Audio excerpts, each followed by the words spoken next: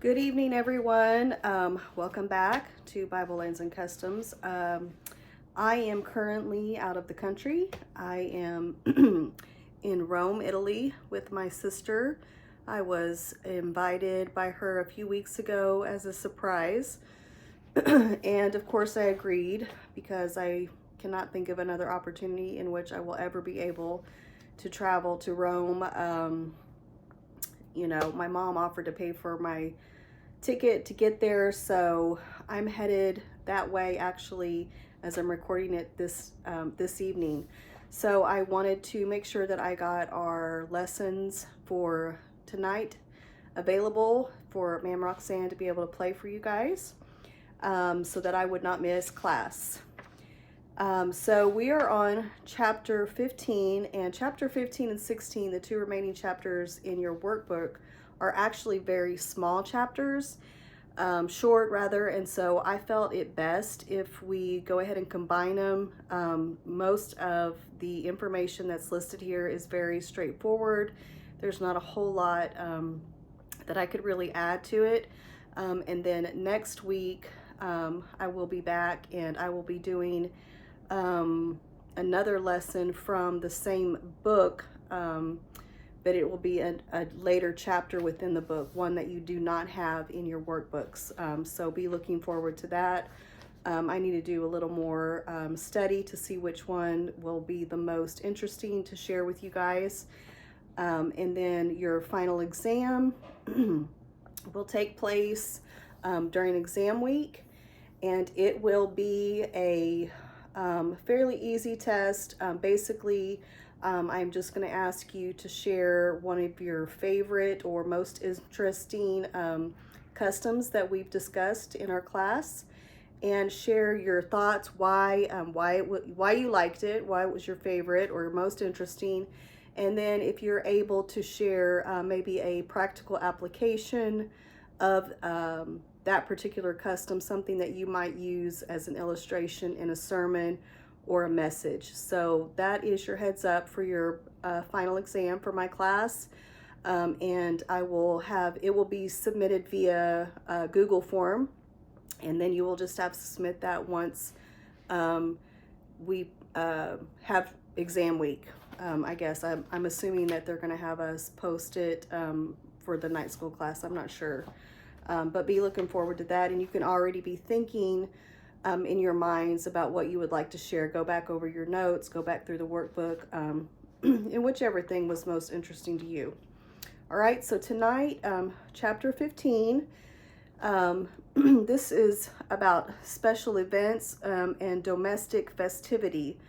It's very customary for Jewish people to have lots of festivities, lots of feasts, lots of celebrations, and they did these types of things to celebrate different events in their lives or, within the lives of their family.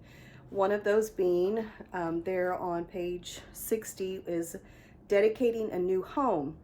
So most Jewish families would have a special dedication for newly constructed homes. I don't feel like it was probably the same if they moved from one place to the next, but if they had built a new home, they would have a celebration for it. Deuteronomy 20:5 says, "What man is there that hath built a new house and hath not dedicated?" So it was definitely the custom to have a dedication type service, a celebration. No doubt, I'm sure they had food and a big party where everyone wished them well in their new dwelling.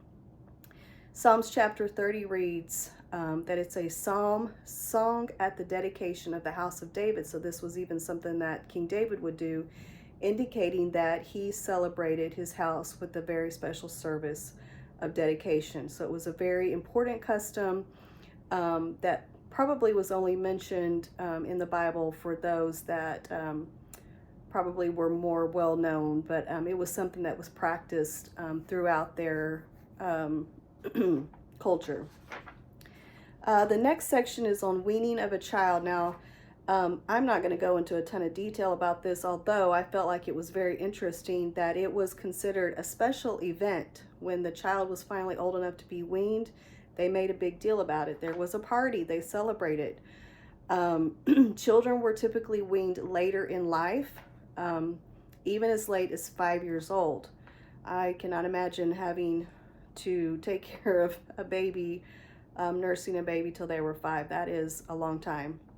Now, interestingly enough, Samuel was likely about 3 years old when Hannah had weaned him and brought him to the house of the Lord. Now, that story is always interesting to me, found in 1 Samuel 1 and 23, because I cannot imagine the thought of leaving a small child with someone that was not family, first of all, and especially just to leave him to live there for the rest of his life. But Hannah had prayed so desperately for Samuel and was willing to give him back to the Lord, even at the young age of only 3 years old. When Isaac was weaned, they had a special feast for him. That is found in Genesis 21 and 8. There was great rejoicing and dedication of the child to the Lord. Now you will remember back when they were circumcised after the 8th day. Now that was a big celebration. That was a special event in the child's life for the boys. And definitely the weaning process was something, I'm assuming it kind of marked like a milestone in the life of a child as they were growing up, to celebrate, hey, you know, this child is growing, maturing, and getting older. We want to celebrate these different milestones within their life. The next section, it says harvest home in your work, but I feel like that might be a typo. Harvest time. This was a great time of joy and festivity. Isaiah 9 and 3 says, the joy before according to the joy of the harvest. Anytime that they were bringing in harvest from the fields, regardless of what it was a time of rejoicing because God had given provision. There were 2 feasts or harvest festivals that they had. Exodus 23 and 16 says the Feast of Harvest, which later is called the Feast of Pentecost, and it was celebrated after the grain harvest. The Pentecost harvest of first fruits, found in Exodus 34 and 32. This particular harvest expressed thanksgiving to God for the harvest. It was also a time of rest from labor, Exodus 34 and 21. And it was a great time of feasting. Again, big parties. They love to have parties and celebrate these different things within their life. That is found in Exodus 23 and 16. The next feast was the Feast of Ingathering. Now, this was held after the grain, fruit, wine, or oil had been gathered in. So once the harvest was there, they had a particular feast. And then once it was actually brought in, they had another feast. This was also a time of thanksgiving and joy. It was called Feast of Tabernacles. And if you'll think about it, tabernacles is a place of dwelling. So once the actual harvest was brought into the place where it would dwell or remain temporarily till it was used, that is where that name came from. This is found in Leviticus 23, 39 through 43. And also to remind them because they dwelt in booths or tents during their wilderness days of the past. So it was kind of a reflection. Hey, don't forget where you came from. This is where, you know, we used to be. This is how we used to live. Let this be a reminder to us of where we came from in the past. The last section there on chapter 15 is regarding sheep shearing. Again, this was another special activity. This was a big deal. Sheep shearing time was when David and Nabal had their disagreement. Abigail came to Nabal and held a feast in his home, 1 Samuel 25 and 36. The Feast of Absalom.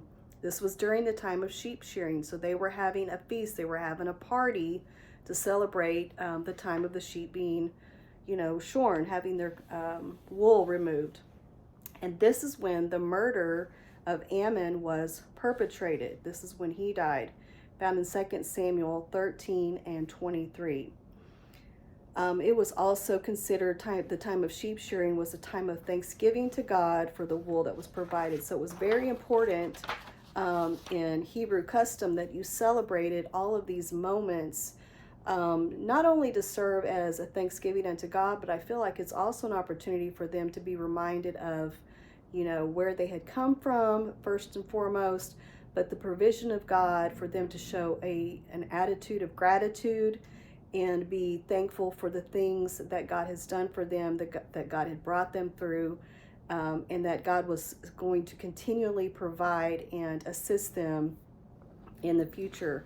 If you're not willing to show thankfulness for the things that you have, it's very easy to have a bitter spirit about the labor that's involved. I can imagine that a lot of those harvest time sheep shearing probably were very hot, dirty, sweaty, maybe even thankless jobs for those that were really involved in the heavy lifting part of it.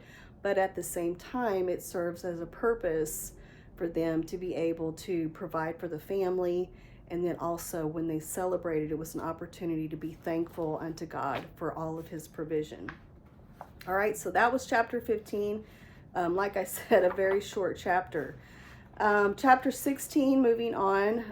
This one is in regards to sickness in Bible lands and Old Testament teaching on health and sickness. Now, the promise of health was expected with obedience to the law. Now, during Old Testament times, remember how carefully and how closely Hebrew custom was to make sure that you did everything according to the law and the way you were instructed. Even during their wilderness time and upon entering the promised land, the Hebrews relied on the promise of God for their healing. So they felt that as long as they were following the law, as long as they were sticking to everything that they had been instructed, that their health and well-being would be secure. Exodus 15:26 says, "If thou wilt diligently hearken to the voice of the Lord thy God, and wilt do that which is right in his sight, and wilt give ear to his commandments, and keep all of his statutes, I will put none of these diseases upon thee, which I have brought upon the Egyptians, for I am the Lord that healeth thee." If you'll remember, we discussed how the Egyptians were probably very well educated, probably had more medical knowledge, medical training, but that did not leave them exempt from sickness and disease. Whereas on the other hand, it was very likely that the Hebrews did not have as much medical understanding and education, and so they would suffer similar diseases. But for them, they had the promise and the protection of God based on their obedience and willingness to obey the law that was given to them. On the flip side of this, sickness was considered a punishment for disobedience. Sickness could be expected for disobedience. If you were not willing to go according to the law, according to the customs, according to the traditions, if you wanted to do your own thing, you could expect to fall ill.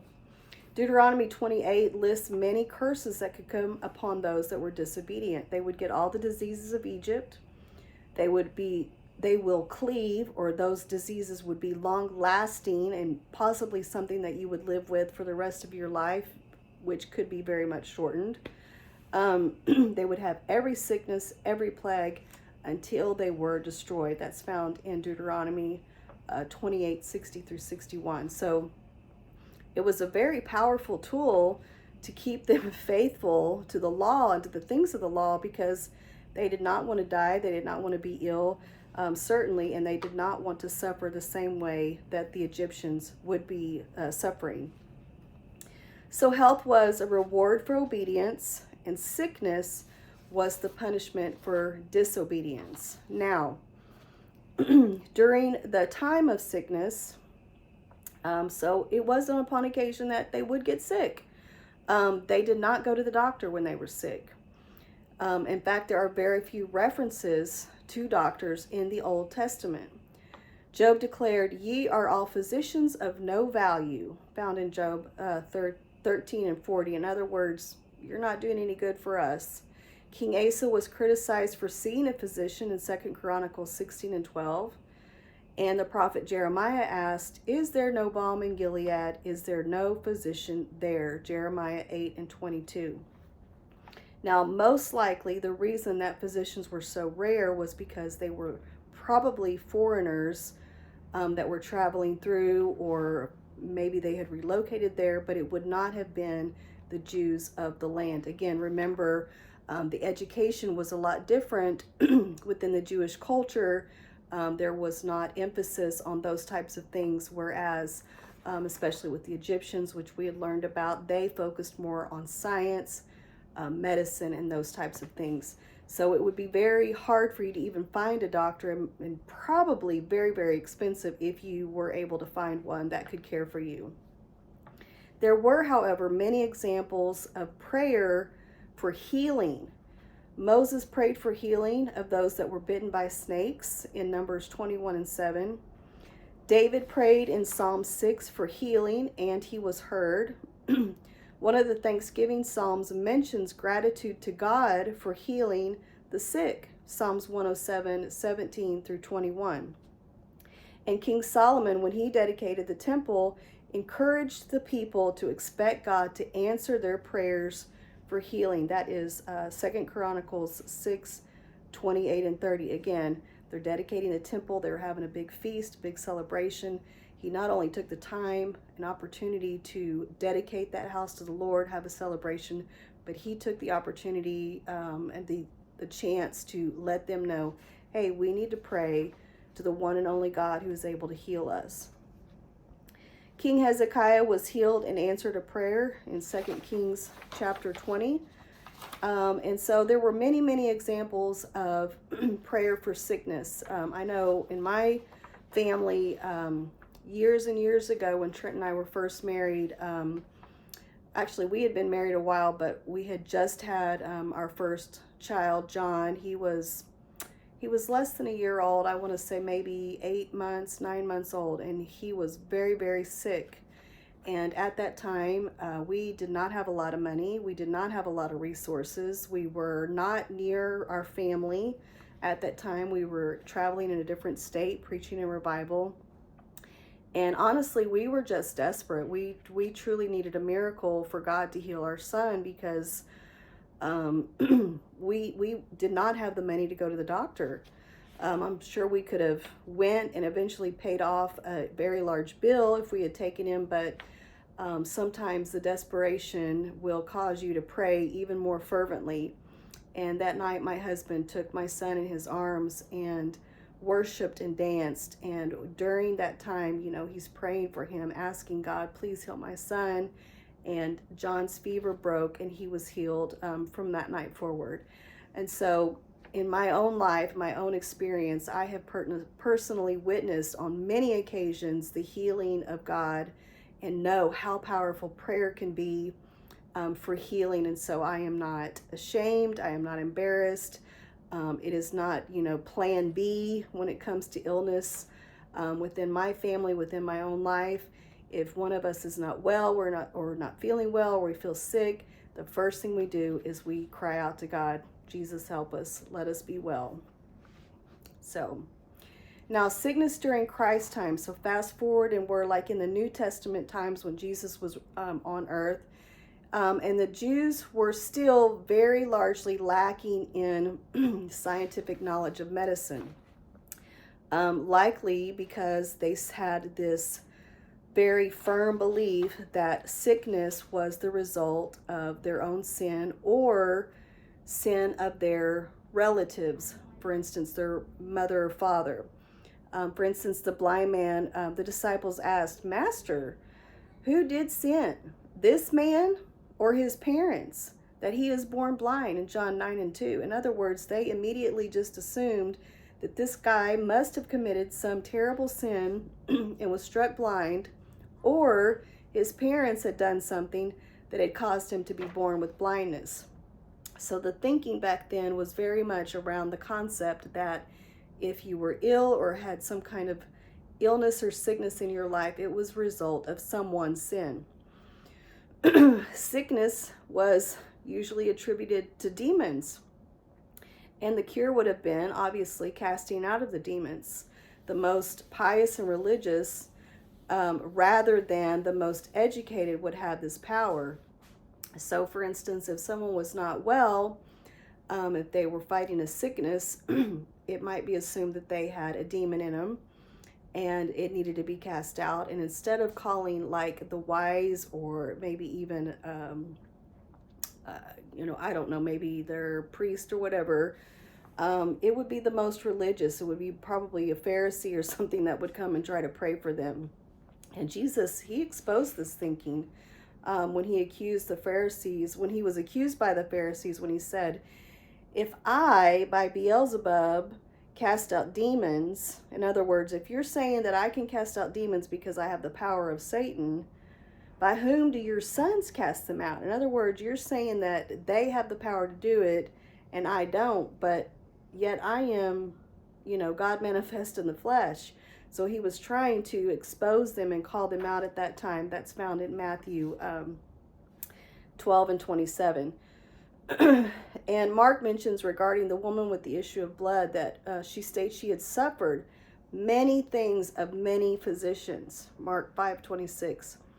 So the rabbis would pose as physicians and require very unusual remedies for healings. Okay, if you look in your workbooks, on page,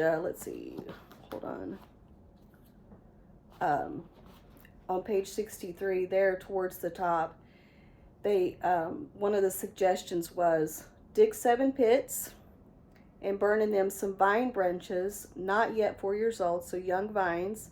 Then let the woman carry a cup of wine in her hand, come up to each pit in succession, and sit down by the side of it, and each time let the words be repeated, be free from thy sickness. So that was their suggestion to this woman with an issue of blood. Hey, just go down there, burn some leaves, get you a cup of wine, and then say this phrase over and over, and you'll be healed. Well, I can't think of any medical doctor that would give such a suggestion, so probably not what would give her the ultimate healing. And so she had suffered many things because of being unwisely counseled by those rabbis. Now, the sickness during New Testament and modern times, so moving forward, there were many sick people that were mentioned in the New Testament, and they were all brought to Jesus to be healed. And Jesus healed many that were sick of diverse diseases. Mark chapter 1, verses 32 through 34. And before the British occupation and medical updates that occurred within that country of Israel, there were many afflicted with various diseases, primarily because the education of medicine, the education of probably sanitation and those different things that would keep your body healthy and free from bacteria and different things were not discussed. They weren't a part of their culture. It wasn't part of their understanding. And so it would be very difficult for you to travel very far or walk very far at all without seeing blind, crippled, or sick people. They were everywhere. And such was the case in the times of Jesus when he walked among them. Therefore, his ministry was so effective because the need was so great.